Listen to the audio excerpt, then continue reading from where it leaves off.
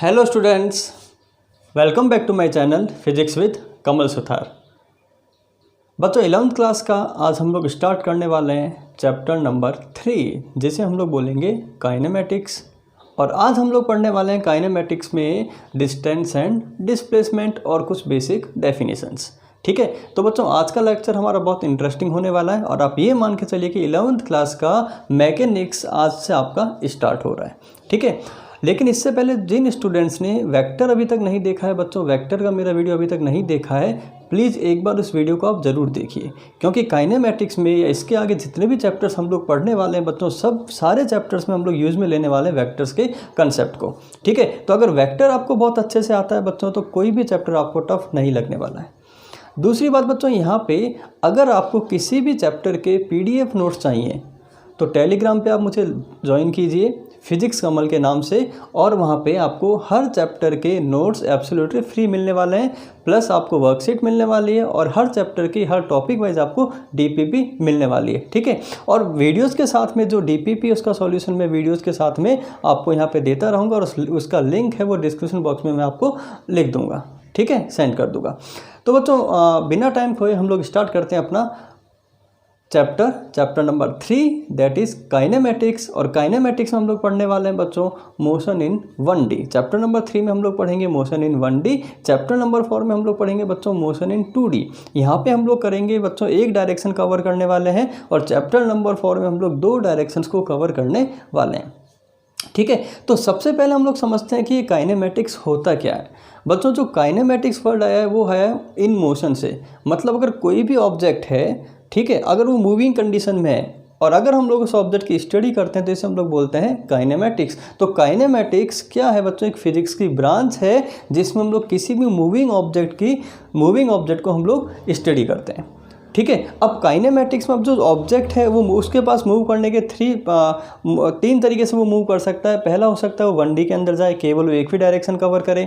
दूसरा हो सकता है वो 2D में जाए, वो 2 डायरेक्शन कवर करे। और तीसरा हो सकता है वो 3D में जाए, यानी कि 3 डायरेक्शंस कवर करे, जैसे कि हम लोग बोल सकते हैं स्पेस के अंदर।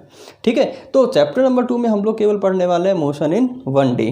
ठीक है, तो काइनेमेटिक्स का सिंपल मतलब होता है कि अगर कोई भी ऑब्जेक्ट मूविंग कंडीशन में अगर हम लोग उसको स्टडी करते हैं तो इसे हम लोग बोलते हैं काइनेमेटिक्स। तो काइनेमेटिक्स में हम लोग चैप्टर नंबर 3 काइनेमेटिक्स में हम लोग सबसे पहले डेफिनेशन यहाँ पे पढ़ते हैं बच्चों, रेस्ट क्या होता है। रेस्ट बच्चों, कोई भी ऑब्जेक्ट अगर रेस्ट पे है, इसका मतलब क्या हुआ? इसका मतलब ये हुआ कि अगर किसी भी ऑब्जेक्ट की पोजीशन टाइम के साथ में वेरी नहीं कर रही है तो वो जो ऑब्जेक्ट है वो बच्चों किस पे होगा? रेस्ट पे होगा। ठीक है, फॉर एग्जांपल जैसे बच्चों सपोज करो ये बोर्ड यहाँ पे फिक्स किया हुआ है। ठीक है, अगर मैं इस बोर्ड को यहाँ देख रहा हूँ, अभी देख रहा हूँ, तो बोर्ड यहीं पे दिखेगा। आफ्टर 2 आवर्स अगर मैं इस बोर्ड को देखूंगा तो ये मुझे यहीं दिखेगा। आफ्टर 3 आवर्स अगर मैं इस बोर्ड को देखता हूँ तो मुझे यहीं दिखेगा। इसका मतलब इसकी पोजीशन टाइम के साथ में वेरी नहीं हो रही। इसका मतलब आप कह सकते हो कि ये जो ऑब्जेक्ट है, ये जो बोर्ड है, ये किस पे है? रेस्ट पे है। तो आप लिख सकते हैं रेस्ट की simple definition, if position of object does not changes with time, उसे हम लोग किस पे बोलते हैं बच्चों? वो जो ऑब्जेक्ट होता है वो किस पे होता है? रेस्ट पे होता है। ठीक है, अगर हम लोग इस ऑब्जेक्ट का ग्राफ ड्रॉ करें बच्चों किसके बीच में, यहाँ पे मैंने लिया डिस्टेंस, या फिर आप कह सकते हो उसकी पोजीशन, और यहाँ पे आपने लिया बच्चों इस एक्सिस पे आपने टाइम। ठीक है, अच्छा बच्चों ग्राफ क्या होता है? ग्राफ सिंपल होता है कि 2 वेरिएबल्स के बीच में जो रिलेशन होता है बच्चों, उसको हम लोग किससे समझ सकते हैं? उसको हम लोग ग्राफ से समझ सकते हैं। ठीक है, तो अगर कोई भी ऑब्जेक्ट रेस्ट पे है तो पोजीशन मतलब उसकी डिस्टेंस हम लोग कंसीडर कर सकते हैं। ठीक है, तो उस ऑब्जेक्ट की जो डिस्टेंस है वो टाइम के साथ में कभी वेरी नहीं करेगी। अगर आप उस ऑब्जेक्ट को देख रहे हो, अगर वो ऑब्जेक्ट रेस्ट पे है तो हर कंडीशन में, हर टाइम पे वो ऑब्जेक्ट और आपके बीच का डिस्टेंस सेम रहेगा। तो यानी कि अगर हम लोग पोजीशन टाइम ग्राफ ड्रॉ करें बच्चों, तो उसकी जो पोजीशन है वो हमेशा कैसी दिखनी चाहिए? आपको कॉन्स्टेंट दिखनी चाहिए। इसका मतलब वो ऑब्जेक्ट किस पे दिखेगा बच्चों? आपको रेस्ट पे दिखेगा। ओके, सेकंड हम लोग यहाँ पे बात करते हैं बच्चों मोशन की। अच्छा बच्चों, कोई भी अगर ऑब्जेक्ट मोशन में, इसका मतलब अगर किसी भी ऑब्जेक्ट की पोजीशन टाइम के साथ में वेरी कर रही है, तो वो ऑब्जेक्ट आप किस में कहेंगे, आप कहेंगे वो ऑब्जेक्ट मूविंग कंडीशन में, वो ऑब्जेक्ट मूव कर रहा है, वो ऑब्जेक्ट मोशन में है ना। तो मोशन की सिंपल सी डेफिनेशन क्या होती है बच्चों, if position of object, if position of the object, position of the object changes with time, changes with time, तो उसे हम लोग क्या बोलते हैं, उसे हम लोग बोलते हैं कि ऑब्जेक्ट किस कंडीशन में है, इन मोशन में, इन मूविंग कंडीशन में। ठीक है, अगर हम लोग किसी भी ऑब्जेक्ट के लिए ग्राफ ड्रॉ करें बच्चों, किसके बीच में ग्राफ हम लोग ड्रॉ कर रहे हैं, पोजीशन और टाइम के बीच में। ठीक है, अब ऑब्जेक्ट की जो पोजीशन है वो बच्चों कांस्टेंट भी हो सकती है ना, तो वो तो रेस्ट पे होगा। अगर उसकी अगर ऑब्जेक्ट मूव कर रहा है, अगर इक्वल टाइम में इक्वल डिस्टेंस कवर कर रहा है तो यानी कि आप बोलेंगे वो यूनिफॉर्म मोशन में, और अगर इक्वल टाइम में अनइक्वल डिस्टेंस कवर कर रहा है तो आप बोलेंगे वो नॉन यूनिफॉर्म मोशन में। तो अगर हम लोग सिंपल इसका बेसिक ग्राफ ड्रॉ करें तो हम लोग इस टाइप से कुछ ग्राफ ड्रॉ कर सकते हैं। तो आप देख रहे हैं कि कभी इस ऑब्जेक्ट की पोजीशन डिक्रीज हो रही है, कभी इस ऑब्जेक्ट की पोजीशन इंक्रीज हो रही है। इसका मतलब कभी ऑब्जेक्ट आपके पास में आ रहा है, कभी ऑब्जेक्ट आपसे दूर जा रहा है। इसका मतलब आप ये बोलेंगे कि ऑब्जेक्ट है वो किस कंडीशन में है, ऑब्जेक्ट मूविंग कंडीशन में है। ओके बच्चों, यहाँ तक आया समझ में। चलिए अब बच्चों यहाँ पे क्या होता है कि ये जो रेस्ट और मोशन है ये कैसी टर्म्स है बच्चों, बहुत ज़्यादा इंपॉर्टेंट है। यहाँ पे हम लोग कह सकते हैं रेस्ट एंड मोशन आर कैसी टर्म्स है बच्चों, ये एब्सोल्यूट टर्म है या रिलेटिव टर्म है। मोशन आर कैसी टर्म्स है बच्चों, रिलेटिव टर्म है। ध्यान रखना, रेस्ट और मोशन ऑलवेज कैसी टर्म्स होती है बच्चों, रिलेटिव टर्म्स होती है। अब यहाँ पे relative term and absolute term का मतलब क्या हुआ बच्चों, एब्सोल्यूट टर्म का मतलब हुआ कि जो ऑलवेज फिक्स है, जो कभी चेंज हो ही नहीं सकते, उसे हम लोग बोलते हैं एब्सोल्यूट। और रिलेटिव का मतलब जो डिपेंड करता है बच्चों किस पे, पॉइंट ऑफ ऑब्जर्वेशन से या point of place of observation से। ठीक है, तो रेस्ट एंड मोशन किस पे डिपेंड करता है बच्चों, ये डिपेंड करता है फ्रेम ऑफ रेफरेंस। बच्चों किस पे डिपेंड करता है, फ्रेम ऑफ रेफरेंस पे। अब फ्रेम ऑफ रेफरेंस क्या होती है बच्चों, फ्रेम ऑफ रेफरेंस का मतलब होता है एक पॉइंट या एक प्लेस जहाँ से हम लोग किसी भी ऑब्जेक्ट के मोशन को ऑब्जर्व करते हैं, उसे हम लोग बोलते हैं फ्रेम ऑफ रेफरेंस। फ्रेम का मतलब हम लोग जहाँ खड़े हैं, ठीक है, वहाँ से हम लोग अगर किसी भी ऑब्जेक्ट के मोशन को ऑब्जर्व करते हैं तो इसे हम लोग बोलते हैं फ्रेम ऑफ रेफरेंस। अब बच्चों डिफरेंट फ्रेम ऑफ रेफरेंस हो सकती है। ठीक है, फॉर एग्जांपल मैंने आपको कहा कि ये जो रेस्ट और ये मोशन है एक ऐसी टर्म है, एब्सोल्यूट टर्म नहीं है बच्चों। ऐसा कोई ज़रूरी नहीं है कि कोई ऑब्जेक्ट रेस्ट पे है तो रेस्ट पे ही है, नहीं, वो डिपेंड कर रहा है कि आप उस ऑब्जेक्ट को कहाँ से ऑब्जर्व कर रहे हो। तो वो डिपेंड करता है कि आप उसकी फ्रेम ऑफ रेफरेंस क्या है बच्चों, फ्रेम ऑफ रेफरेंस क्या है। फॉर एग्जांपल बच्चों सपोज कीजिए ट्रेन में हम लोग बैठे हैं, ठीक है, यहाँ पे आप बैठे हो, यहाँ आपका फ्रेंड बैठा है, ट्रेन मूव कर रही है। अगर आप अपनी फ्रेंड को देखो, यानी कि आप अपने फ्रेंड की आंखों में आंखें डाल के देखिए, तो आपको ऐसा फील होगा कि आपका जो फ्रेंड है वो किस पे बच्चों, रेस्ट पे। आपका फ्रेंड किस पे बच्चों, रेस्ट पे है। लेकिन अगर कोई तीसरा बंदा प्लेटफॉर्म पे खड़ा है, ट्रेन मूव कर रही है, वो तीसरा बंदा अगर आपको देख रहा है तो वो उसके रेस्पेक्ट में उसको क्या लग रहा है कि ये आप लोग मूव कर रहे हो, उसको लग रहा है कि आप मूव कर रहे हो, तो मतलब उसके रेस्पेक्ट में आप किस में हो, मोशन में हो। यानी कि आप रेस्ट में भी हो और आप मोशन में भी हो। किस पे डिपेंड कर रहा है, ये डिपेंड कर रहा है कि आपको कोई तीसरा व्यक्ति कहाँ से ऑब्जर्व कर रहा है, यानी कि आपकी फ्रेम ऑफ रेफरेंस क्या है। ठीक है, तो एक आप ट्रेन के रेस्पेक्ट में आपका जो फ्रेंड है वो किस पे है, रेस्ट पे है। ट्रेन के रेस्पेक्ट में आपका फ्रेंड रेस्ट पे है, लेकिन ग्राउंड के रेस्पेक्ट में आपका फ्रेंड मूविंग कंडीशन में है। तो यानी कि रेस्ट और मोशन कैसी टर्म है बच्चों, रिलेटिव टर्म है। ये डिपेंड करती है कि किसी भी ऑब्जेक्ट के मोशन को हम लोग कहाँ से ऑब्जर्व करते हैं, और जहाँ से या जिस पॉइंट से या जिस प्लेस से हम लोग किसी भी ऑब्जेक्ट के मोशन को ऑब्जर्व करते हैं बच्चों, उसे हम लोग बोलते हैं frame of reference, frame of reference. Okay, इसका एक एग्जांपल और लेते हैं बच्चों। सपोज करो हम लोग ग्राउंड पे दो फ्रेंड्स खड़े हैं, ठीक है, एक मैं खड़ा हूँ और एक आप खड़े हो। एक दूसरे के रेस्पेक्ट में हम लोग खड़े हैं, मतलब एक दूसरे के रेस्पेक्ट में हम लोग किस पे हैं बच्चों, एक दूसरे के रेस्पेक्ट में हम लोग रेस्ट पे हैं। ठीक है, लेकिन अगर सपोज करो कोई तीसरा बंदा जो कि मुझे कहाँ से देख रहा है, वो मुझे देख रहा है मून से, वो मुझे मून से देख रहा है। तो मून बेटा अर्थ के चारों रिवॉल्व करता है, तो मून जब अर्थ के चारों रिवॉल्व कर रहा है तो वो मूविंग कंडीशन में, तो उसको क्या फील हो रहा है कि हम लोग मूविंग कंडीशन में, मतलब हम लोग रोटेट हो रहे हैं उसके चारों। तो उसके रेस्पेक्ट में हम लोग किस में हैं, उसके रेस्पेक्ट में हम लोग मोशन में हैं। तो यानी कि रेस्ट और मोशन हमेशा बच्चों कैसी टर्म होती है, रिलेटिव टर्म होती है, कभी भी एब्सोल्यूट टर्म नहीं होती। अगर आप बोलते हो कि कोई भी ऑब्जेक्ट एब्सोल्यूट रेस्ट पे है या एब्सोल्यूट मोशन पे है, तो ये बिल्कुल गलत है, क्योंकि एब्सोल्यूट मोशन और एब्सोल्यूट रेस्ट कभी सर्वाइव करता ही नहीं है, वो हमेशा डिपेंड करता है फ्रेम ऑफ रेफरेंस पे।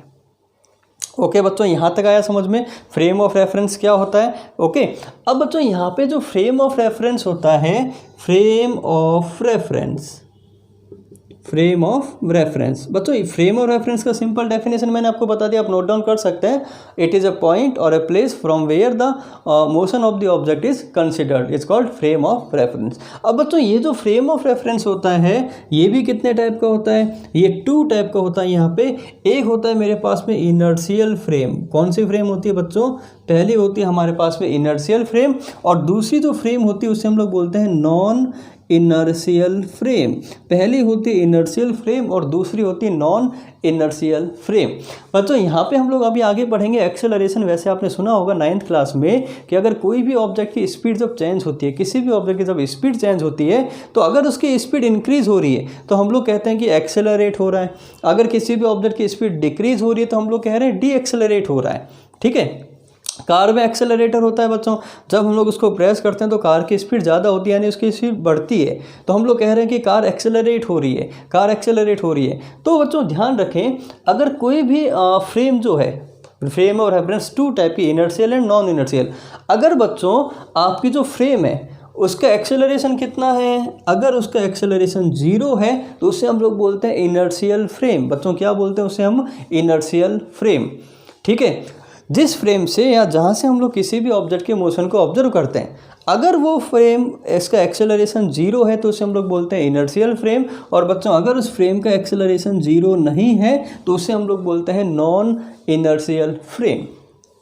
ठीक है, अब इसका एग्जांपल क्या होगा, देखो सिंपल सा मैंने अभी आपका एग्जांपल दिया ट्रेन वाला, कि आप ट्रेन के अंदर बैठे हो, आपका फ्रेंड आपके सामने बैठा है, ट्रेन एक्सेलरेट हो रही है मतलब आगे जा रही है। ठीक है, तो अगर आप अपने फ्रेंड को ऑब्जर्व कर रहे हो, आप ऑब्जर्व कर रहे हो मतलब आपकी फ्रेम किस में है, आप कहाँ बैठे हो, आप ट्रेन के अंदर बैठे हो, तो आपकी फ्रेम क्या हो गई, ट्रेन हो गई। तो आपकी ट्रेन एक्सेलरेट हो रही है, इसका मतलब आप बोलेंगे कि उस टाइम में आप नॉन इनर्शियल फ्रेम के अंदर है। आपकी फ्रेम कैसी है बच्चों, नॉन इनर्शियल है। ठीक है, लेकिन अगर मैं दूसरा एग्जांपल दूं यहाँ पे कि जो ग्राउंड से जो बंदा आपको ऑब्जर्व कर रहा है, जो ग्राउंड से आपको ऑब्जर्व कर रहा है बच्चों, वो जो ग्राउंड से ऑब्जर्व कर रहा है वो ग्राउंड पे खड़ा है और ग्राउंड का एक्सेलरेशन कितना है, 0। इसका मतलब वो जो बंदा है उसकी जो फ्रेम है वो कैसी है, इनर्शियल फ्रेम है। तो बच्चों सिंपल सा ध्यान रखिए, जहाँ से हम लोग किसी भी ऑब्जेक्ट को ऑब्जर्व करते हैं उसे हम लोग फ्रेम बोलते हैं। अगर वो फ्रेम एक्सेलरेट होती है तो वो नॉन इनर्शियल फ्रेम है, और अगर उसका एक्सेलरेशन 0 है बच्चों तो उसे हम लोग बोलते हैं इनर्शियल फ्रेम। ठीक है, तो यहाँ तक हमने सीखा कि सिंपल रेस्ट क्या होता है, मोशन क्या होता है। रेस्ट और मोशन रिलेटिव टर्म होती है जो डिपेंड करती है फ्रेम ऑफ रेफरेंस पे। फ्रेम ऑफ रेफरेंस का मतलब हमने सीखा क्या होता है, फ्रेम ऑफ रेफरेंस होती कितने टाइप की है ये हमने सीख लिया क्या होता है। ठीक है, तो बच्चों यहाँ से हम लोग अब स्टार्ट करते हैं अपनी पहला टॉपिक जिसे हम लोग बोलते हैं मोशन। और यहाँ पे हम लोग स्टार्ट करने वाले हैं मोशन इन 1D। 1D का मतलब हम लोग एक डायरेक्शन यहाँ पे कवर करने वाले हैं। लेकिन बच्चों जब हम लोग यहाँ पे पढ़ेंगे डिस्टेंस और डिस्प्लेसमेंट तो उसके क्वेश्चंस करने के लिए यहाँ पे हम लोग 2D और 3D को भी कवर करने वाले हैं। ठीक है, तो डिस्टेंस और डिस्प्लेसमेंट के बाद में जब हम लोग आगे की बात करेंगे तो इस पूरे चैप्टर में हम लोग डायरेक्शन केवल अज्यूम करेंगे एक सिंगल डायरेक्शन जिसे हम लोग बोलेंगे 1D। टॉपिक अपना मोशन। बच्चों जो मोशन होता है वो कितने टाइप का होता है, वो 3 टाइप का होता है। पहला होता है बच्चों 1D, सेकंड जिसे हम लोग बोल सकते हैं 2D, और थर्ड होता है बच्चों 3D। 1D का मतलब जो केवल एक डायरेक्शन कवर करता है। इसका एग्जांपल हो गया बच्चों, अगर कोई भी ऑब्जेक्ट मूव कर रहा है किस पे, स्ट्रेट लाइन पे, तो इसे हम लोग बोलते हैं 1D। अगर कोई भी ऑब्जेक्ट मूव कर रहा है इन प्लेन, मतलब जो 2 डायरेक्शन कवर कर रहा है उसे हम लोग बोलते हैं 2D। और अगर कोई भी ऑब्जेक्ट मूव कर रहा है स्पेस के अंदर बच्चों, यानी कि अगर वो 3 डायरेक्शन कवर कर रहा है तो उसे हम लोग बोलते हैं 3D। 1D का एग्जांपल लेते हैं हम लोग। 1D का example, a car on a straight road. बच्चों एक सीधी रोड है और उस पर कार मूव कर रही है, तो ऑब्वियस ही बात है कि रोड एकदम स्ट्रेट है, तो कार जब उसके ऊपर मूव करेगी तो उसकी जो डायरेक्शन होगी वो भी एकदम स्ट्रेट होगी। ठीक है, तो इसका मतलब वो एग्जांपल किसका हो गया, 1D का। चलिए बच्चों यहाँ पे हम लोग सेकंड एग्जांपल ले सकते हैं प्लेन का। प्लेन का हम लोग एग्जांपल ले सकते हैं 2D के अंदर मोशन इन प्लेन। ठीक है, इसका एग्जांपल हम लोग ले सकते हैं बच्चों car on a circular track. Circular track, जब भी कोई सर्कुलर ट्रैक के ऊपर जब कोई कार मूव करती है बच्चों इस टाइप से, तो आप देखिए ये दो डायरेक्शन कवर कर रही है। अगर हम लोग इसको एक्स अज्यूम करें और इसको वाई अज्यूम करें बच्चों, तो ये दो डायरेक्शन कवर कर रही है, एक्स डायरेक्शन भी कवर कर रही है और वाई डायरेक्शन भी कवर कर रही है। इसका मतलब एक प्लेन के अंदर मूव कर रही है। ठीक है, तो ये किसका एग्जाम्पल हो गया, ये एग्जाम्पल हो गया प्लेन का। इसके अलावा बच्चों एक एग्जाम्पल और होता है इसका, जिसे हम लोग बोलते हैं प्रोजेक्टाइल मोशन। प्रोजेक्टाइल मोशन जैसे भी हम लोग 2D में जब हम लोग किसी भी ऑब्जेक्ट को फेंकते हैं बच्चों, आपने किसी भी ऑब्जेक्ट को यहाँ से प्रोजेक्ट किया, फेंका, तो उसने कितनी डायरेक्शन कवर की बच्चों, उसने केवल दो डायरेक्शन कवर की, एक्स और वाई। ठीक है, यहाँ से ऊपर से नीचे आ रहा है मतलब वाई डायरेक्शन हो गई, और आगे भी जा रहा है मतलब एक्स डायरेक्शन हो गई। ऑब्जेक्ट का फेंकते तो ऑब्जेक्ट ऐसे मूव थोड़ी करता है बच्चों इस टाइप से, ओके नहीं, वो केवल दो डायरेक्शन कवर करता है, तो उसे हम लोग बोलते हैं 2D। ओके, और तीसरा अगर ऑब्जेक्ट स्पेस के अंदर मूव कर रहा है तो उसके पास में तीन ऑप्शन है, वो तीनों डायरेक्शन कवर कर सकता है, एक्स भी, वाई भी और जेड भी। इसका बहुत बढ़िया सिंपल सा एग्जांपल बच्चों आपको समझ में आएगा यहाँ पे, एरोप्लेन। एरोप्लेन बच्चों, जब भी कोई एरोप्लेन मूव करता है एयर में तो उसके पास में तीनों डायरेक्शन पॉसिबल है। वो ऐसे मूव कर रहा है, ठीक है, एक्स एक्सिस में भी जा रहा है, ऊपर भी जा सकता है और वो टर्न भी ले सकता है। समझ में आया? तो इस टाइप से जो 3 डायरेक्शन कवर करता है उसे हम लोग बोलते हैं 3D, और इसका एग्जाम्पल हो गया एरोप्लेन। ठीक है यहाँ तक। नाउ अब हम लोग स्टार्ट करने वाले हैं यहाँ पे नेक्स्ट टॉपिक अपना, डिस्टेंस एंड डिस्प्लेसमेंट।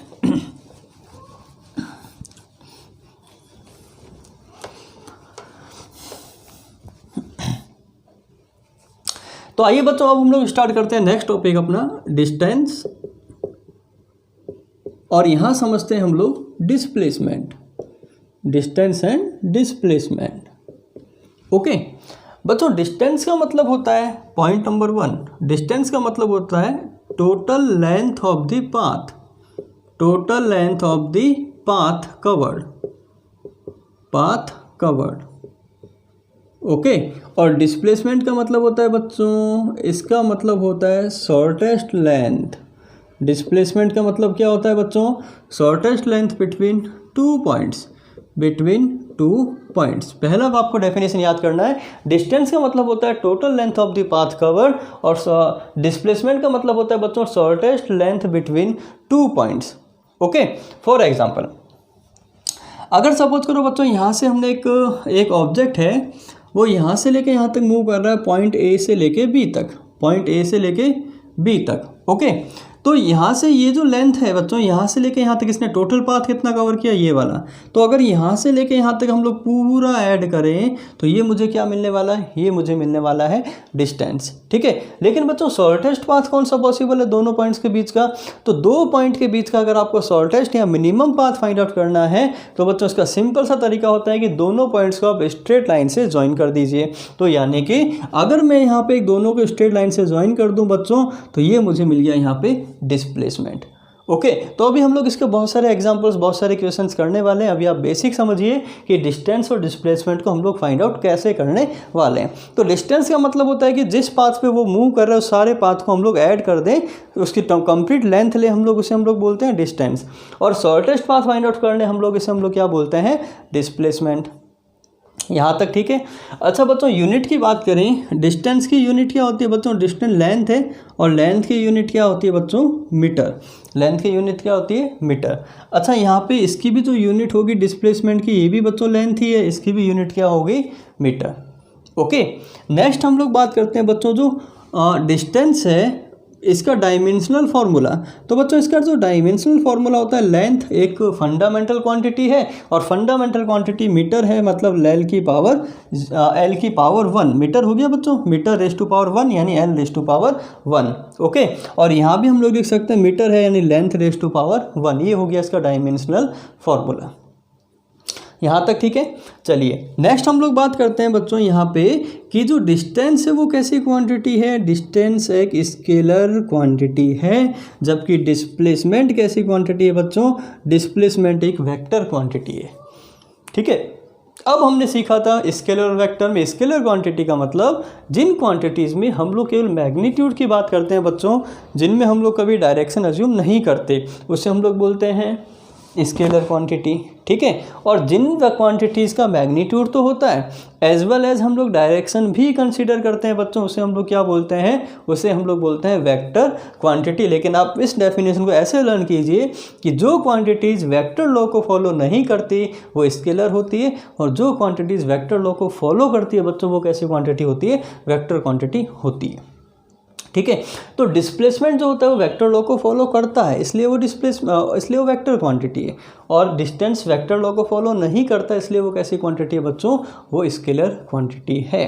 हाँ, हमारे पास में कुछ ऐसी क्वांटिटीज़ होती है बच्चों जिनके पास मैग्नीट्यूड भी है, जिनके पास में डायरेक्शन भी है, लेकिन फिर भी वो स्केलर होती है। इसका एग्जाम्पल हो गया इलेक्ट्रिक करंट। बच्चों जब भी किसी वायर में करंट फ्लो होता है तो उसकी डायरेक्शन भी हम लोग देते हैं कि करंट कहाँ फ्लो हो रहा है, और उसका मैग्नीट्यूड भी हम लोग देते हैं। लेकिन इलेक्ट्रिक करंट बच्चों वेक्टर लॉ को फॉलो नहीं करता, इसलिए कैसी क्वांटिटी है, वो स्केलर क्वांटिटी है। ओके, तो आप तो सिंपल इतना ध्यान रखिए कि जो वेक्टर लॉ को फॉलो करेगा वो वेक्टर होगा, और जो वेक्टर लॉ को फॉलो नहीं करेगा वो स्केलर होगा। That's it, fine. तो ये कैसी क्वांटिटी बच्चों, डिस्प्लेसमेंट एक वेक्टर क्वांटिटी है। अभी हम लोग इसका एग्जांपल लेते हैं बच्चों। Next point number 1, point number 2 हम लोग डिफरेंस देखें इन दोनों में। अब हम लोग बात करते हैं इनके डिफरेंस क्या होते हैं, ठीक है। तो बच्चों देखिए डिस्टेंस जो होता है वो ऑलवेज कैसा होता है बच्चों, डिस्टेंस ऑलवेज पॉजिटिव होता है। कैसा डिस्टेंस कैसा होता है बच्चों, हमेशा पॉजिटिव होता है। लेकिन डिस्प्लेसमेंट बच्चों पॉजिटिव भी हो सकता है, डिस्प्लेसमेंट नेगेटिव भी हो सकता है, और डिस्प्लेसमेंट ज़ीरो भी हो सकता है। बच्चों मैंने कहा कि जो डिस्प्लेसमेंट है वो वेक्टर क्वांटिटी है। डिस्प्लेसमेंट कैसी क्वांटिटी है, वेक्टर क्वांटिटी है। अब वेक्टर क्वांटिटी है तो उसमें प्लस और माइनस हमेशा आपको डायरेक्शन बताते हैं। फिजिक्स के अंदर अगर आपने किसी वेक्टर के साथ में प्लस या माइनस लिख दिया, इसका मतलब प्लस या माइनस उस वेक्टर की डायरेक्शन को बताएगा। आया समझ में। और ऑलवेज कैसी होती है बच्चों, डिस्टेंस पॉजिटिव होती है। डिस्टेंस कभी ज़ीरो नहीं हो सकती बच्चों, डिस्टेंस कभी भी ज़ीरो नहीं हो सकती, लेकिन डिस्प्लेसमेंट ज़ीरो हो सकती है। अब आइए समझते हैं हम लोग इसका एग्जांपल लेके कि कैसे ये वेक्टर है और ये कैसे ये स्केलर है, ठीक है। बच्चों देखिए सिंपल सा एग्जांपल है मेरे पास में। सपोज करो एक कार है, वो पॉइंट ए से स्टार्ट हुई, ओके। पहले कार ने पॉइंट ए से लेके बी तक का डिस्टेंस कवर किया बच्चों, इसको मैंने अज्यूम कर लिया 10 किलोमीटर। कार ए से लेके बी गई 10 किलोमीटर, ठीक है, ओके। अब कार वापस आई, रिटर्न लिया इसने बच्चों, यहाँ से टर्न लिया और ये पहुँच गई पॉइंट सी पे, ठीक है। पॉइंट सी पे ये पहुंची, इसने मान लेते हैं डिस्टेंस कितना कवर किया बच्चों, बी टू सी इसने डिस्टेंस कवर किया 4 किलोमीटर, और ये कंप्लीट कितना किया 10 किलोमीटर। अब मैं आपको बोलता हूं कि टोटल डिस्टेंस और टोटल डिस्प्लेसमेंट कितना है, तो बच्चों आप बोलेंगे इस एग्जांपल में जो डिस्टेंस होगा बच्चों वो हो गया 10 + 4 यानी कि 14 किलोमीटर।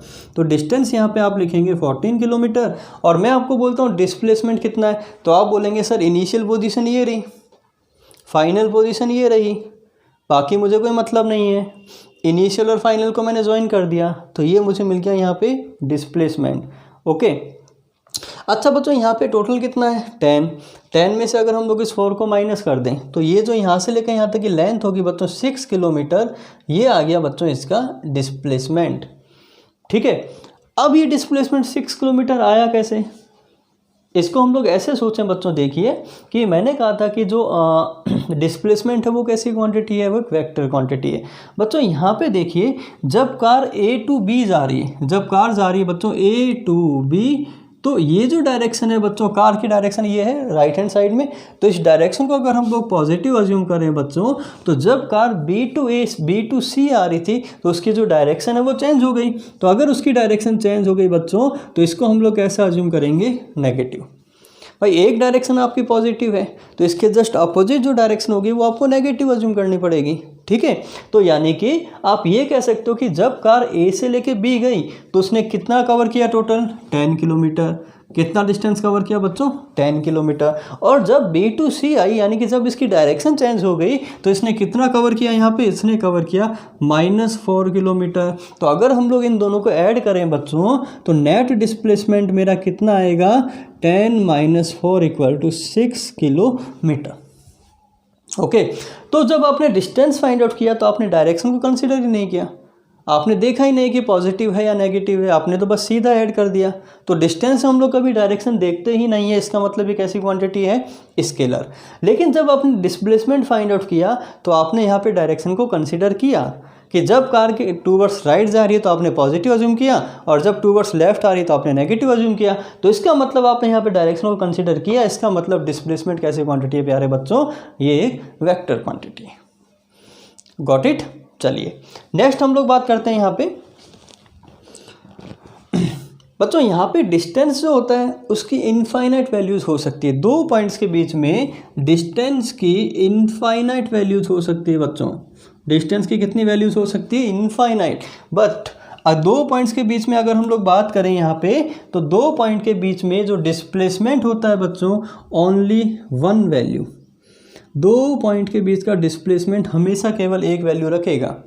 ठीक है, एग्जाम्पल देखिए बच्चों, सपोज करो मेरा पॉइंट ए है और मेरा पॉइंट बी है। अब पॉइंट ए से पॉइंट बी का मुझे डिस्प्लेसमेंट फाइंड आउट करना है। तो इसका सिंपल तरीका, एक सिंगल तरीका है कि पॉइंट ए और पॉइंट बी को स्ट्रेट लाइन से ज्वाइन कर दो। इसके अलावा कोई तरीका है बच्चों डिस्प्लेसमेंट फाइंड आउट करने का? नहीं है। तो यानी कि डिस्प्लेसमेंट की मुझे यही वैल्यू मिल सकती है। ठीक है, लेकिन डिस्टेंस तो मुझे इनफाइनाइट मिल सकते हैं। मैं पॉइंट ए से भी इस तरीके से भी पहुँच सकता हूँ, ऐसे भी पहुँच सकता हूँ, ऐसे भी पहुंच सकता हूं, इस तरीके से भी पहुंच सकता हूं, इस तरीके से भी पहुंच सकता हूं। बच्चों ये सारे डिस्टेंस ही तो है।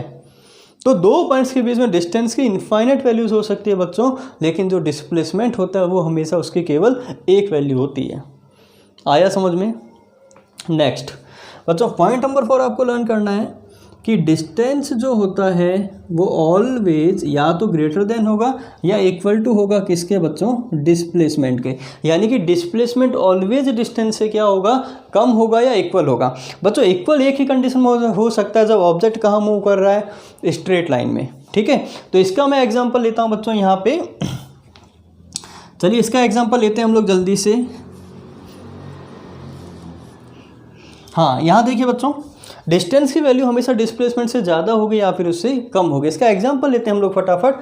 अगर सपोज करो ऑब्जेक्ट मूव कर रहा है ऑन ए स्ट्रेट लाइन, मतलब ए से लेके बी गया कोई भी ऑब्जेक्ट और इसके डिस्टेंस कवर किया सपोज करो 10 किलोमीटर। ठीक है, अब मैं आपको बोलता हूँ कि ए से लेके बी तक का डिस्टेंस कितना है, तो आप बोलेंगे सर 10 किलोमीटर, जितना इसने टोटल लेंथ कवर किया। अब मैं आपको बोलता हूँ कि बच्चों ए से लेके बी का डिस्प्लेसमेंट कितना है, तो भी आप बोलेंगे सर 10 किलोमीटर। स्ट्रेट लाइन से आपने ज्वाइन कर दिया। तो अगर कोई भी ऑब्जेक्ट स्ट्रेट लाइन के ऊपर मूव करता है बच्चों, तो हमेशा डिस्टेंस और डिस्प्लेसमेंट एक दूसरे के इक्वल होते हैं। हमेशा डिस्टेंस और डिस्प्लेसमेंट एक दूसरे के इक्वल होते हैं। लेकिन अगर ऑब्जेक्ट स्ट्रेट लाइन पे मूव नहीं कर रहा है, उस केस में डिस्टेंस हमेशा डिस्प्लेसमेंट से ज़्यादा होगा। बच्चों सपोज करो ऑब्जेक्ट ए से लेके बी को इस तरीके से पहुंचा। ठीक है, अब मैं आपको बोलता हूँ कि डिस्टेंस फाइंड आउट करो, तो आप बोलेंगे सर ए से लेके बी तक का जो लेंथ है वो पूरा डिस्टेंस हो गया। लेकिन आप मैं बोलता हूँ कि डिस्प्लेसमेंट फाइंड आउट करो, तो आपको कुछ नहीं देखना बच्चों, यहाँ पे इनिशियल पॉइंट देखना है, आपको यहाँ पे फाइनल पॉइंट देखना है और इन दोनों को स्ट्रेट लाइन से ज्वाइन कर देना है। तो बच्चों ये मिल गया आपको डिस्प्लेसमेंट और ये मिल गया आपको डिस्टेंस। तो आप देख सकते हो कि डिस्टेंस की वैल्यू डिस्प्लेसमेंट से हमेशा ज़्यादा होती है जब ऑब्जेक्ट स्ट्रेट लाइन पर मूव नहीं कर रहा है तब, और इक्वल होती है जब ऑब्जेक्ट मूव कर रहा है ऑन ए स्ट्रेट लाइन। आया बच्चों समझ में यहाँ तक? नेक्स्ट हम लोग ये देखते हैं कि बच्चों जो पॉइंट नंबर 5 ये कहता है कि जो डिस्टेंस है बच्चों, डिस्टेंस वो कभी भी वो किस पे डिपेंड करता है बच्चों, डिस्टेंस पाथ डिपेंडेंट होता है बच्चों। किस पे डिपेंड करता है, पाथ पे डिपेंड करता है। बट जो डिस्प्लेसमेंट होता है बच्चों वो ऑलवेज पाथ इंडिपेंडेंट होता है बच्चों। पाथ इंडिपेंडेंट बच्चों कभी भी पाथ पे डिपेंड नहीं करता। यहाँ देखिए इसी एग्जांपल को हम लोग वापस समझते हैं कि अगर मैंने यहाँ से डिस्टेंस को फाइंड आउट करना है, तो यहाँ पे ये जो पाथ है बच्चों, इस पाथ को हमने कवर किया, मतलब मुझे इस पूरे पाथ को देखना पड़ेगा। तो यानी कि ये डिपेंड कर रहा है पाथ के ऊपर। ठीक है, लेकिन अगर मुझे यहाँ से पॉइंट ए और पॉइंट बी के बीच का डिस्प्लेसमेंट फाइंड आउट करना है, तो मुझे पाथ से कोई मतलब ही नहीं है। मुझे केवल मतलब है इनिशियल पोजीशन और फाइनल पोजीशन से। इनिशियल पोजीशन और फाइनल पोजीशन से ये मुझे मिल गया डिस्प्लेसमेंट।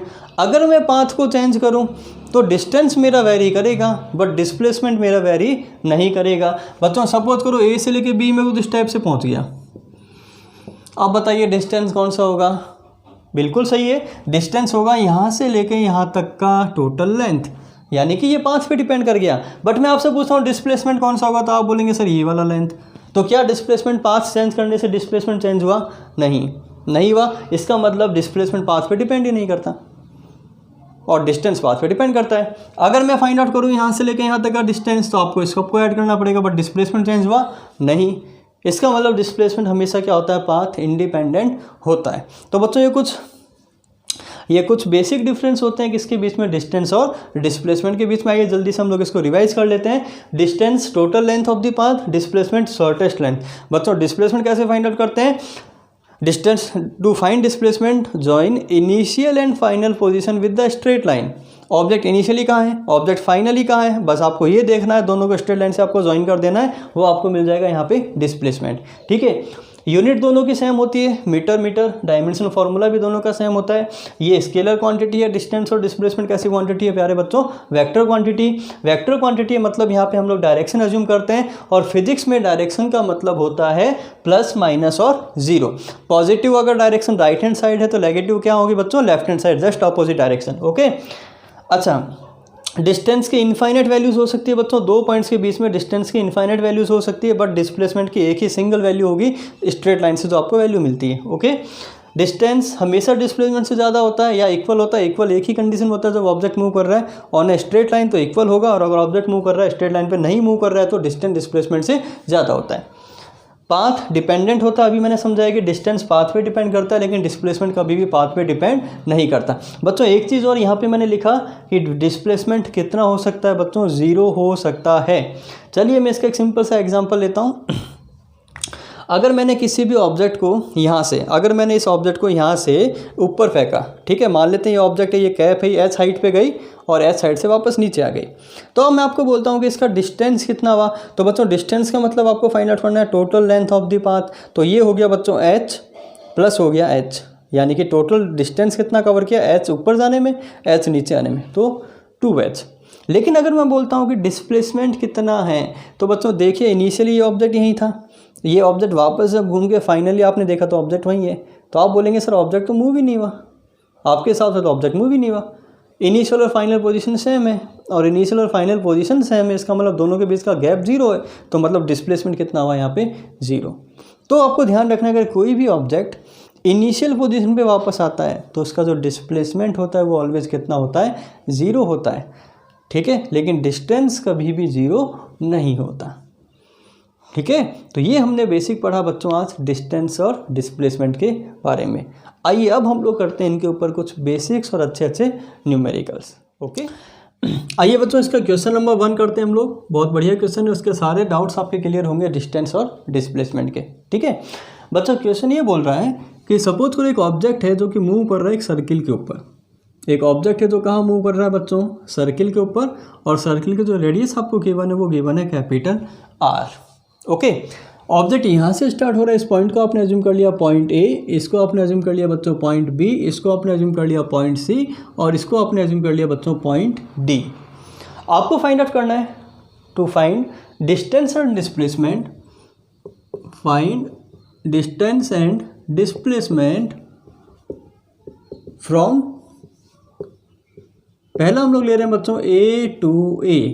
जब ये ऑब्जेक्ट यहाँ से A से स्टार्ट होकर वापस बच्चों A तक पहुँचेगा तो इसने कितना डिस्टेंस कवर किया और कितना डिस्प्लेसमेंट कवर किया, ये आपको फाइंड आउट करना है। सेकंड आपको फाइंड आउट करना है फ्रॉम A to B, यहाँ से जब A से लेके B तक पहुँचेगा तो कितना कवर किया। थर्ड आपको फाइंड आउट करना है बच्चों यहाँ पे A to C, and fourth आपको फाइंड आउट करना है यहाँ पे A to D। ठीक है, तो इस क्वेश्चन को हम लोग 4 पार्ट में सॉल्व करेंगे, A to A, A to B, A to C और A to D। Net distance and displacement कितना ही आपको फाइंड आउट करना है। चलिए बच्चों सॉल्व करते हैं हम लोग सबसे पहले इसको A to A। अच्छा बच्चों यहाँ देखिए, जब ये ऑब्जेक्ट A to A वापस आएगा तो इसने टोटल कितना डिस्टेंस कवर किया? इस कंप्लीट आर्क की लेंथ, या आप ये भी कह सकते हो कंप्लीट सर्किल की लेंथ। और सर्किल की लेंथ का मतलब हो गया सर्किल का सरकमफेरेंस, और सर्किल का सरकमफेरेंस जो होता है बच्चों वो कितना होता है? 2πr। तो यहाँ पे इसकी डिस्टेंस कितनी हो जाएगी बच्चों? 2πr। और सेकंड हम लोग बात करें इसकी डिस्प्लेसमेंट की, तो बच्चों A से स्टार्ट हो गया, अगर ऑब्जेक्ट वापस A पे पहुँच गया मतलब इनिशियल और फाइनल पोजीशन सेम हो गई, तो डिस्प्लेसमेंट ऑलवेज कितना होता है? यहाँ पे 0 होता है। ठीक है, तो पहले का आंसर आ गया डिस्टेंस 2πr एंड डिस्प्लेसमेंट कितना मिल गया मुझे यहाँ पे? 0। चलिए नेक्स्ट हम लोग फाइंड आउट करते हैं यहाँ पे फ्रॉम ए टू बी। अच्छा बच्चों यहाँ देखिए, ये पॉइंट मैंने अज्यूम किया यहाँ पे ए, ये वाला पॉइंट हो गया बच्चों मेरा ए, और ये वाला पॉइंट यहाँ पे हमने अज्यूम किया बच्चों बी। ओके, अब मुझे अगर डिस्टेंस को फाइंड आउट करना है तो मुझे एक्चुअल लेंथ लेनी पड़ेगी, मतलब ए से लेके बी तक की ये वाली लेंथ मुझे कंसीडर करनी पड़ेगी। ठीक है, तो अगर हम लोग डिस्टेंस की बात करें तो डिस्टेंस इक्वल टू बच्चों देखिए, ये जो कंप्लीट लेंथ है इसका 1/4 पार्ट है। कंप्लीट लेंथ का कितना पार्ट है ये बच्चों? 1/4। तो कंप्लीट लेंथ मेरी कितनी होती है? 2πr, उसका 1/4 यानी डिवाइड कर दिया आपने 4 से, तो यानी डिस्टेंस आपको यहाँ पे मिल गई बच्चों πr/2। लेकिन अगर हम लोग यहाँ पे फाइंड आउट करें इसका डिस्प्लेसमेंट, तो फाइनली ये कहाँ पहुँच गया? पॉइंट बी पे। इनिशियली कहाँ था बच्चों? ये पॉइंट ए पे। तो पॉइंट बी और पॉइंट ए को अगर हम लोग ज्वाइन कर दें with the help of a straight line, तो बच्चों ये जो लेंथ है ये मिल गया मुझे यहाँ पे इसका डिस्प्लेसमेंट। ओके, अब बच्चों यहाँ देखिए, ये क्या है? ये हो गया सर्किल का रेडियस, और ये भी हो गया सर्किल का रेडियस कैपिटल आर। इसका मतलब ये मुझे मिल गया यहाँ पे हाइपोटेनस। तो हाइपोटेनस का फॉर्मूला बच्चों मेरे पास में होता है under root base square plus perpendicular का square root R square plus R square will be equal to बच्चों रूट 2r स्क्वायर, और इसको हम लोग कह सकते हैं root 2 into R. Root 2r square को हमने रूट से बाहर निकाला तो ये मुझे कितना मिल गया बच्चों? r। इसका मतलब यहाँ डिस्प्लेसमेंट कितना हो जाएगा? Root 2r। इजी है। चलिए थर्ड हम लोग फाइंड आउट करते हैं यहाँ पे फ्रॉम ए टू सी। बच्चों यहाँ ध्यान दें, जब ऑब्जेक्ट ए टू सी आएगा तो टोटल जो डिस्टेंस होगी वो कितनी होगी बच्चों? डिस्टेंस यानी कि कंप्लीट का हाफ हो गया। तो कंप्लीट डिस्टेंस कितना होगा? कंप्लीट लेंथ कितना होता है? 2πr, और 2πr को हम लोग हाफ कर दें यानी कि 2 से डिवाइड कर दें, तो बच्चों ये मुझे मिल जाएगा यहाँ पे πr। तो डिस्टेंस यहाँ कितना मिल गया बच्चों? πr। और अगर हम लोग बात करें डिस्प्लेसमेंट की, तो यहाँ पे जो डिस्प्लेसमेंट है ये मुझे मिलने वाला है बच्चों यहाँ से लेके यहाँ तक। अगर मैं इसको सीधा ज्वाइन कर दूँ तो ये मुझे मिल गया सर्किल का डायामीटर, और सर्किल का डायामीटर बच्चों ये r हो गया, ये r हो गया, सर्किल का डायामीटर कितना हो गया? 2r। तो यहाँ पे डिस्प्लेसमेंट कितना हो गया बच्चों? 2r। ओके, नेक्स्ट हम लोग फाइंड आउट करते हैं यहाँ पे फ्रॉम ए टू डी। अगर बच्चों सपोज करो मेरा पॉइंट ऑब्जेक्ट यहाँ से यहाँ तक पहुँच गया, ठीक है, तो डिस्टेंस कितना हो बच्चों? ये पूरा लेंथ, यानी कि डिस्टेंस मेरा हो गया, कंप्लीट लेंथ कितना है? 2πr। 2πr का कितना कवर किया बच्चों इसने? 3/4 पार्ट। कितना पार्ट कवर किया बच्चों यहाँ से लेकर यहाँ तक? 3/4 पार्ट, यानी कि इसको मैं मल्टीप्लाई कर दूंगा बच्चों 3/4 से, तो ये मुझे मिल जाएगा बच्चों 3πr/2। ये मुझे मिल गया यहाँ पे डिस्टेंस। और एज इट इज़ अगर मैं फाइंड आउट करता हूँ यहाँ पे डिस्प्लेसमेंट, तो देखिए बच्चों ये फाइनल पोजीशन, ये इनिशियल पोजीशन, इसको हम लोग ज्वाइन कर दें तो बच्चों एज इट इज़ ये रूट 2r था, तो ये भी कितना मिल जाएगा यहाँ पे? Root 2r। तो यानी डिस्प्लेसमेंट यहाँ कितना मिल गया प्यारे बच्चों? Root 2r। आया समझ में? तो इस तरीके से हमें डिस्टेंस और डिस्प्लेसमेंट को फाइंड आउट करना है। बच्चों नेक्स्ट क्वेश्चन आपको गिवन है, find distance and displacement between point A and B. Object move कर रहा है बच्चों, एरो की डायरेक्शन से आप पता लगा पा रहे हो ऑब्जेक्ट कहाँ मूव कर रहा है। Okay, radius of each half आपको गिवन है बच्चों r। ये जो हाफ आपको गिवन है बच्चों, इन सबकी रेडियस आपको कितनी गिवन है? कैपिटल R के इक्वल गिवन है। ओके, तो मुझे यहाँ पे फाइंड आउट करना है बच्चों सबसे पहले डिस्टेंस। तो अगर मुझे यहाँ पे डिस्टेंस को फाइंड आउट करना है तो मुझे कंप्लीट लेंथ को कवर करना पड़ेगा यहाँ पे। अच्छा बच्चों देखिए, यहाँ पे एक हाफ साइकिल कंप्लीट हो गया, और हाफ साइकिल, कंप्लीट साइकिल की लेंथ कितनी होती है? 2πr। तो हाफ साइकिल की लेंथ कितनी होगी बच्चों? πr। तो ये कितना हो गया? πr। एज इट इज़ ये टोटल डिस्टेंस कितना हुआ बच्चों? πr। Okay, as it is ये लेंथ कितना हुआ बच्चों? πr।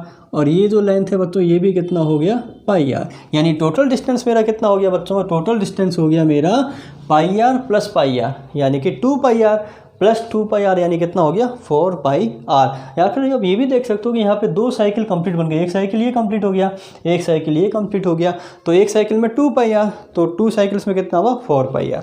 तो डिस्टेंस यहाँ पे कितना हो गया बच्चों? 4πr। अब हम लोग फाइंड आउट करते हैं यहाँ पे डिस्प्लेसमेंट।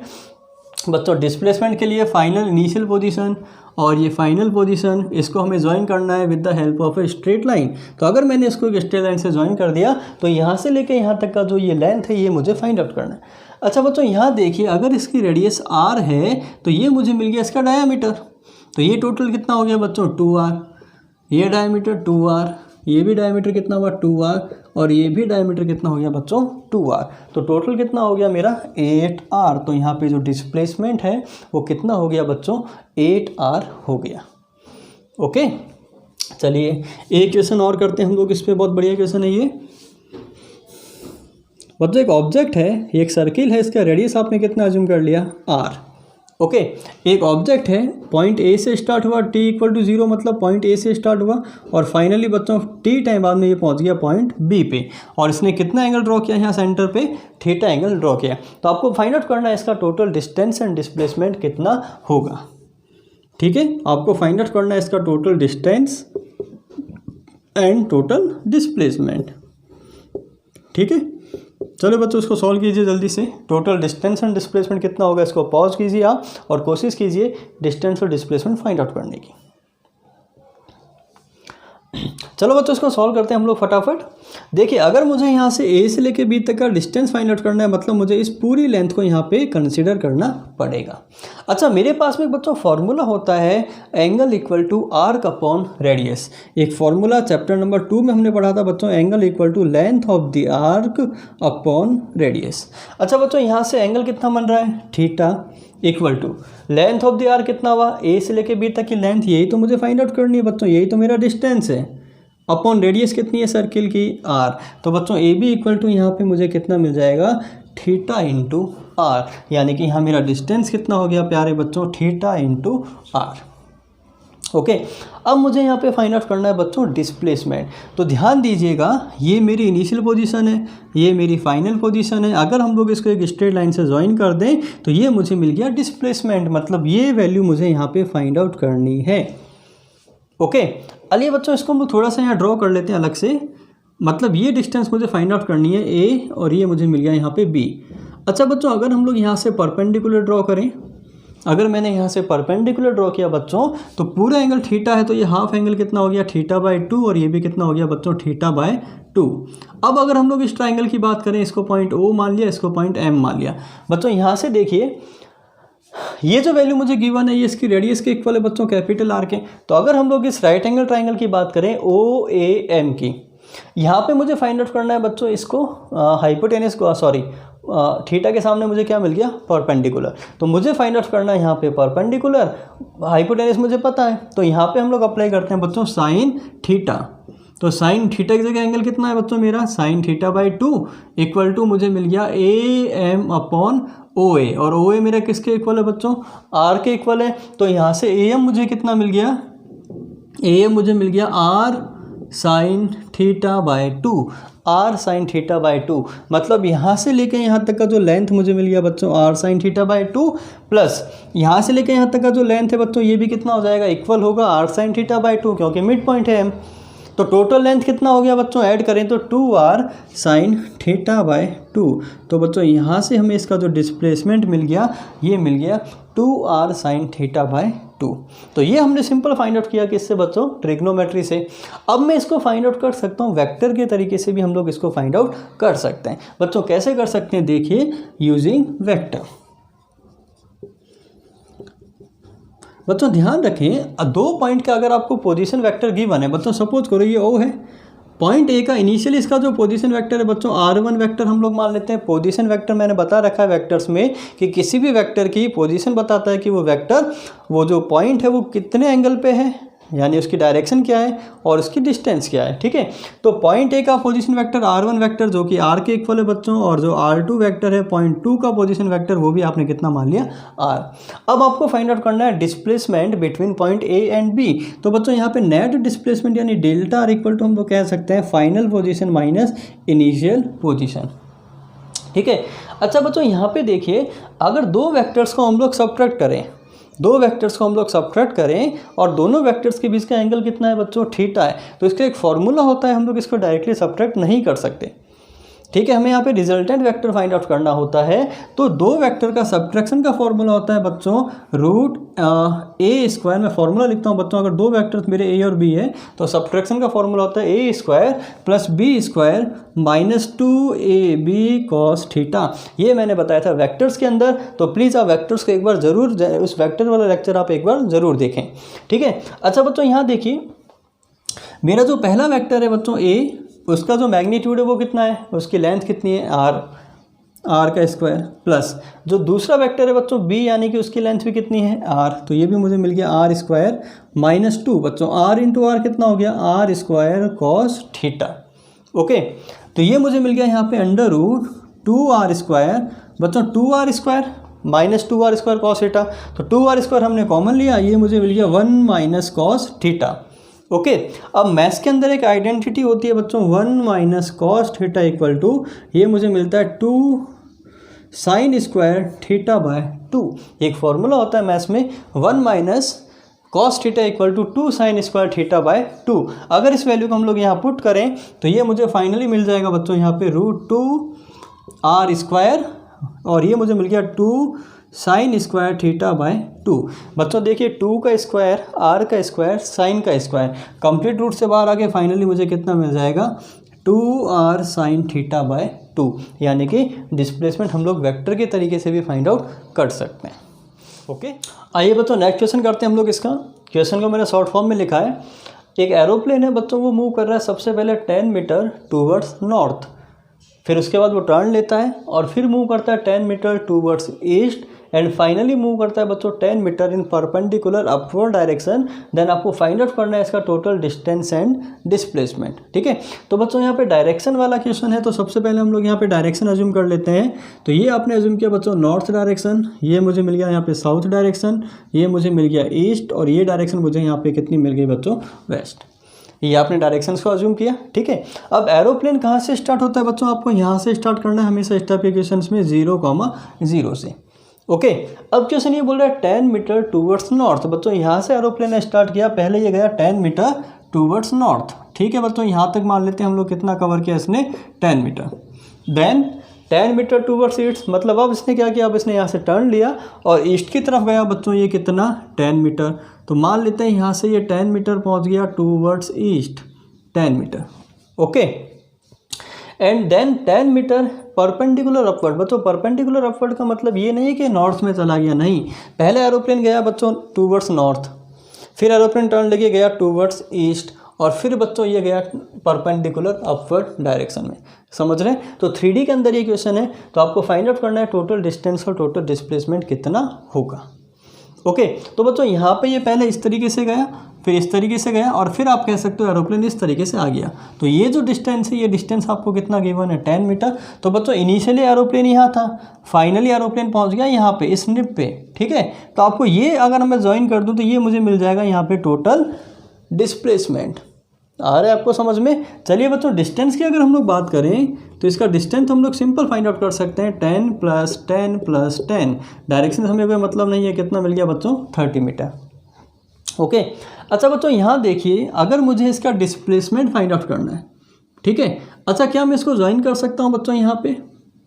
अगर मैंने ये फाइंड आउट किया तो ये बच्चों मुझे मिल गया हाइपोटेनस √10 का स्क्वायर + 10 का स्क्वायर, यानी कि √200, और इसको हम लोग लिख सकते हैं 10 √2। बच्चों ये मुझे कितना मिल जाएगा यहाँ पे √10 का स्क्वायर + 10 का स्क्वायर, तो यानी ये मुझे मिल गया √200, और इसको हम लोग लिख सकते हैं √100 × 2, तो यानी कि 100 को रूट से बाहर लिया तो ये मिल गया 10 √2, यानी कि बच्चों ये डिस्टेंस कितना मिल गया 10 √2।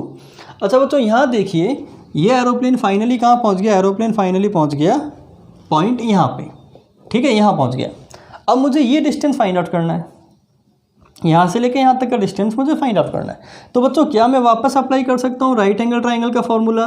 ये मुझे फाइंड आउट करना है इसका हाइपोटेनस, बेस मुझे पता है, परपेंडिकुलर भी मुझे पता है 10 हो गया। तो यानी कि अगर मैं इसका अलग से डायग्राम ड्रॉ करता हूँ बच्चों, तो ये 10 √2, इसके बाद मान लेते हैं एरोप्लेन कितना आया परपेंडिकुलर 10 मीटर, तो ये मुझे यहाँ पे फाइंड आउट करना है। तो वापस हम लोग अप्लाई कर सकते हैं बच्चों, यहाँ पे डिस्प्लेसमेंट फाइंड आउट करने के लिए अप्लाई कर सकते हैं अंडर रूट बेस का स्क्वायर यानी 10 √2 का whole square plus perpendicular square. बच्चों ये कितना हुआ 10 स्क्वायर, तो ये मुझे मिल गया बच्चों यहाँ पे √300, और आप कह सकते हो 10 √3। तो यहाँ पे आपको मिल गया डिस्प्लेसमेंट 10 √3। ओके, अच्छा बच्चों अगर ऐसे नहीं करना चाहते हो तो हम लोग इसको वेक्टर के तरीके से भी कर सकते हैं। कैसे कर सकते हैं बच्चों? देखिए डिस्टेंस तो सेम रहेगा, डिस्प्लेसमेंट में आपको क्या करना है, अब यहाँ पे 3 डायरेक्शन हम लोग अज्यूम कर सकते हैं बच्चों। देखिए इसको हमने y एज्यूम किया, इसको आपने x एज्यूम किया और परपेंडिकुलर अपवर्ड को आपने एज्यूम कर लिया बच्चों z डायरेक्शन। तो y में कितना कवर किया बच्चों 10, y मतलब j कैप, x में कितना कवर किया बच्चों 10 और आई कैप, और z में भी कितना कवर किया बच्चों 10 और डायरेक्शन हो गई इसकी z यानी k कैप।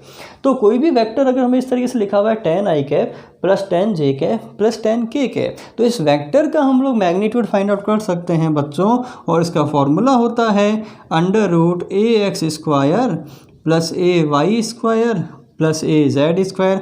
इसको सॉल्व करने में बच्चों फाइनल आंसर भी मुझे यहाँ पे कितना मिल जाएगा 10√3, जो कि मेरा एज इट इज़ पहले की तरह आंसर है। ठीक है, आइए बच्चों एक अच्छा क्वेश्चन और करते हैं हम लोग। इस पर आपको फाइंड आउट करना है टोटल डिस्प्लेसमेंट, बच्चों डिस्प्लेसमेंट फाइंड आउट करना है ओनली। ओके बच्चों, आपको गिवन है कि यहाँ पे एक सरफेस है और इस सरफेस के ऊपर हमने एक कॉइन को रखा हुआ है। ये सपोज करो हमारे पास में कॉइन हो गया बच्चों, ठीक है, और इस कॉइन का ये वाला पॉइंट हो गया A और ये वाला पॉइंट हो गया B। ठीक है, अब मैंने क्या किया यहाँ पे इस कॉइन को हाफ रिवोल्यूशन दिया बच्चों। इस कॉइन को हमने कितना रिवोल्यूशन दिया, हाफ रिवोल्यूशन। तो हाफ रिवोल्यूशन में इस कॉइन ने टोटल कितना, मतलब पॉइंट बी का टोटल डिस्प्लेसमेंट कितना होगा ये आपको फाइंड आउट करना है। और हम लोग मान लेते हैं इस कॉइन की रेडियस कितनी है बच्चों r। ओके, मतलब इस कॉइन को हमने हाफ रोटेशन घुमाया तो पॉइंट बी कितना डिस्प्लेसमेंट कवर करेगा बच्चों, ये आपको फाइंड आउट करना है। ओके, अच्छा बच्चों इसको देखिए, थोड़ा अज्यूम कीजिए कि जब हम लोग इसको हाफ रोटेशन देंगे तो बच्चों हाफ रोटेशन जब हम लोग देंगे तो ऑब्वियस सी बात है ये जो पॉइंट ए है ये हाफ रोटेशन के बाद में कहाँ आएगा, यहाँ पे पॉइंट ए आ गया ग्राउंड के कॉन्टैक्ट में और पॉइंट बी कहाँ चला गया बच्चों, यहाँ चला गया। ठीक है, अब आपको फाइंड आउट करना है पॉइंट बी का डिस्प्लेसमेंट। तो बच्चों इनिशियल पोजीशन ये है पॉइंट बी की और फाइनल पोजीशन ये है पॉइंट बी की। तो अगर आप इसको ज्वाइन कर दें तो ये आपको मिल जाएगा बच्चों यहाँ पे टोटल डिस्प्लेसमेंट। Got it. चलिए, अच्छा बच्चों यहाँ से लेकर यहाँ तक का जो डिस्टेंस है ये कितना कवर किया इस कॉइन ने, ये जो डिस्टेंस है ये कितना कवर किया इस कॉइन ने। तो बच्चों यहाँ देखिए कि ये वाला जो पॉइंट है वो यहाँ आया, ये वाला पॉइंट यहाँ आया, ये वाला पॉइंट यहाँ आया, ये वाला पॉइंट यहाँ आया, ये वाला पॉइंट यहाँ आया और फाइनली ये वाला पॉइंट कहाँ आ गया, यहाँ पे। यानी कि यहाँ से लेकर यहाँ तक की जो लेंथ है बच्चों यही तो लेंथ कवर करेगा यहाँ से लेकर यहाँ तक। ठीक है, तो यानी कि ये लेंथ कितनी हो गई बच्चों, हाफ सर्किल की लेंथ यानी कितनी हो गई यहाँ पे पाई आर। तो ये मुझे मिल गया पाई आर। ये हो गया यहाँ पे डायमीटर ऑफ द सर्किल यानी कितना हो गया बच्चों 2r। तो यानी कि ये हो गया यहाँ पे पाई आर, ये मुझे मिल गया यहाँ पे 2r। तो ये हाइपोटेनस जो होगा ये इसका टोटल डिस्प्लेसमेंट होगा। तो यानी कि यहाँ से अगर मुझे इसका टोटल डिस्प्लेसमेंट फाइंड आउट करना है बच्चों तो √πr² प्लस 2r का होल स्क्वायर। तो बच्चों ये मुझे मिल गया, यहाँ पे r को हम लोग रूट से बाहर लें तो r π² प्लस 4। फाइनल आंसर मुझे मिल गया r इन रूट π² प्लस 4। अच्छा बच्चों, अगर यहाँ पे आपसे पूछे कि इसका डिस्टेंस कितना होगा, इसका डिस्टेंस कितना होगा, तो आपका आंसर आना चाहिए डिस्टेंस के लिए बच्चों इसका जो डिस्टेंस होगा यहाँ पे वो पाई आर नहीं होगा। आपके माइंड में क्लिक हो रहा होगा कि पाई आर होगा, नहीं बच्चों इसका डिस्टेंस पाई आर नहीं होगा। इसका डिस्टेंस अगर हम लोग फाइंड आउट करते हैं बच्चों, अभी आप लर्न कर लीजिए, इसका डिस्टेंस होगा 4r। कितना होगा प्यारे बच्चों 4r। क्यों? क्योंकि इसका जो पाथ होगा बच्चों वो कुछ इस टाइप से होगा। जब एक साइकिल कंप्लीट करेगा इसका जो पाथ होगा वो इस टाइप से होगा, जैसे हम लोग बोलते हैं साइक्लॉइड पाथ। क्या होगा बच्चों यहाँ पे साइक्लॉइड पाथ होगा। ठीक है, और साइक्लॉइड पाथ में इसका जो कंप्लीट रिवॉल्यूशन में जो डिस्टेंस कवर करता है वो 8r करता है। तो हाफ रिवॉल्यूशन में कितना करने वाला है ये 4r। ये बस आपको अभी लर्न करना है। ठीक है, और इसका सॉल्यूशन आपको देखना है तो इसका मैं अलग से एक वीडियो बना दूंगा, उसमें आप इसका सॉल्यूशन देख सकते हैं। ओके, तो ये हमने फाइंड आउट किया एक बहुत ही बढ़िया सा क्वेश्चन जो कि IIT में पूछा हुआ है। ठीक है, तो आइए बच्चों आज हम लोग करते हैं आज की क्लास का लास्ट क्वेश्चन ये बोल रहा है particle move in a circular path of radius r। बच्चों एक सर्कुलर पाथ हमने एज्यूम किया और इस सर्कुलर पाथ की रेडियस आपने कितनी एज्यूम कर ली r। मान लेते हैं बच्चों पार्टिकल t = 0 पे यहाँ से स्टार्ट हो रहा है और सर्कुलर पाथ के ऊपर मूव कर रहा है। ठीक है, it completes 1 revolution in 40 seconds. बच्चों एक कंप्लीट साइकिल कितने टाइम में कवर कर रहा है ये 40 सेकेंड्स में। तो आपसे ये पूछ रहा है calculate distance and displacement in 2 minute 20 seconds. तो बच्चों यहाँ पे आपको टोटल टाइम गिवन है 2 मिनट्स 20 सेकेंड्स। बच्चों 2 मिनट्स का मतलब हम लोग सेकेंड्स में कन्वर्ट करें तो ये मुझे मिल गया 2 मिनट्स मतलब 120 सेकेंड्स। प्लस कितना मिल गया बच्चों 20 सेकेंड, यानी ये मुझे मिल गया बच्चों 140 सेकेंड्स। ओके, अब बच्चों यहाँ पे मुझे ये फाइंड आउट करना है कि 140 सेकंड में इसका टोटल डिस्टेंस कितना हुआ, टोटल डिस्प्लेसमेंट कितना हुआ। अच्छा बच्चों, ये जो 140 सेकंड्स है, एक रिवोल्यूशन में कितना टाइम लग रहा है बच्चों 40 सेकंड्स, तो हम लोग इसको डिवाइड करते हैं 40 सेकंड्स में। तो बच्चों 40 सेकंड्स हो गया, प्लस कितना हो गया 40 सेकंड्स हो गया, प्लस कितना हुआ बच्चों 40 सेकंड्स हो गया, मतलब यहाँ तक मिल गया मुझे बच्चों 120 सेकंड्स। 120 सेकंड्स प्लस साथ में कितना हो गया बच्चों 20 सेकंड्स, यानी कि आप ये कह सकते हैं बच्चों 40 सेकंड एक revolution, next 40 second second revolution, next 40 second third revolution. तो बच्चों यहाँ पे कंप्लीट हो गए आपके थर्ड साइकिल्स, तो कंप्लीट हो गए, थर्ड रिवॉल्यूशन कंप्लीट हो गए, प्लस एक मिल गया आपको हाफ रिवॉल्यूशन। क्या मिल गया बच्चों, एक आपको हाफ रिवॉल्यूशन। समझ में आ रहा है, मतलब पार्टिकल यहाँ से स्टार्ट हुआ, पहले इसने एक कंप्लीट रिवॉल्यूशन, फिर सेकेंड रिवॉल्यूशन, फिर हो गया थर्ड रिवॉल्यूशन, और फिर हाफ रिवॉल्यूशन का मतलब यही पहुंच गया फाइनली यहाँ पे। ओके, तो बच्चों डिस्प्लेसमेंट के लिए हम लोग फाइंड आउट करें, इनिशियल यहाँ था, फाइनली यहाँ पहुँच गया, मुझे कोई मतलब नहीं है कि यहाँ से लेकर यहाँ तक कैसे पहुँचा। तो ये जो डिस्टेंस होगा बच्चों, ये हो जाएगा इसका डिस्प्लेसमेंट। तो इस केस में जो बच्चों डिस्प्लेसमेंट होगा उसका आंसर सिंपल आ जाएगा मेरा 2r। कितना होगा बच्चों, इनिशियल और फाइनल के बीच का डिस्टेंस 2r। ठीक है, हाफ रिवॉल्यूशन में यहाँ से यहाँ तक ही तो पहुँचेगा, प्लस 3 रिवॉल्यूशन डिस्टेंस की हम लोग बात करें बच्चों, तो 3 रिवॉल्यूशन कंप्लीट हो गए। अब एक रिवॉल्यूशन में कितना कवर किया इसने 2 पाई आर, तो 3 में कितना करेगा बच्चों 6 पाई आर, प्लस हाफ रिवॉल्यूशन में कितना करेगा पाई आर, तो टोटल डिस्टेंस यहाँ पे कितना हो जाएगा बच्चों 7 पाई are.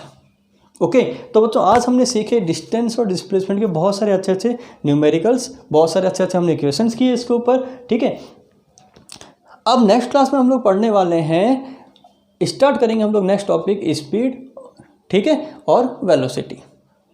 Got it, thank you.